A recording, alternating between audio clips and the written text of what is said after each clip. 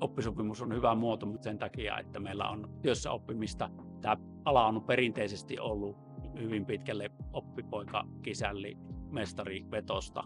No, jokainen haluaisi olla varmaan innostava ja kannustava ja tällainen näin, että toivotaan, että mä oon sitä. Karihan on ihan mahtava persona ja superammattilainen.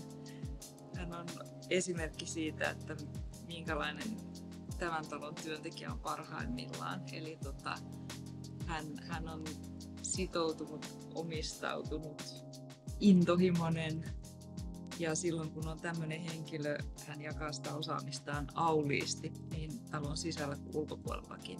Ja varmasti on erittäin erinomainen työnohjaaja, koska se into ja se ammattitaito ja osaaminen, niin sehän paistaa kaikessa.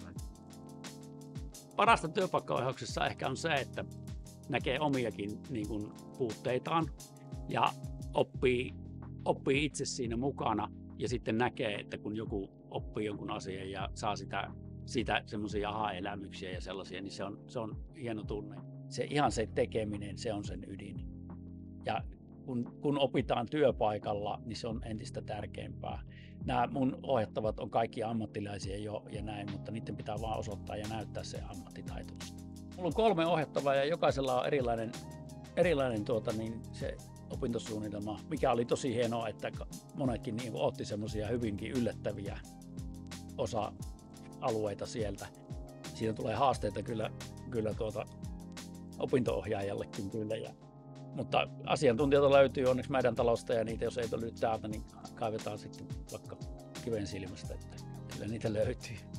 Totta kai se tuo myös haasteita, koska pitää sitten katsoa vähän omaa tekemistä myös kriittisesti, että joku katsoo mitä sä teet ja ottaa mallia siitä. Tällä oppisopimuksen tämä mahdollistaa myös sen kansainvälisyyden tuomisen tähän mukaan. Yksi minun ohjattavista pyrkii lähtemään kansainväliseen vaihtoon oman erikoisalansa osaamisen tiimoilta ja meillä on hyvinkin lähellä jo onnistuminen sen kanssa ja se on tosi hyvä. Silloin kun mä aloitin, niin ei ollut minkäänlaisia koulutuksia ja mä oon koko urani niin mä oon rummuttanut näiden koulutusten puolesta ja onpa hienoa, että pääsee itse kouluttamaan ja jatkamaan tätä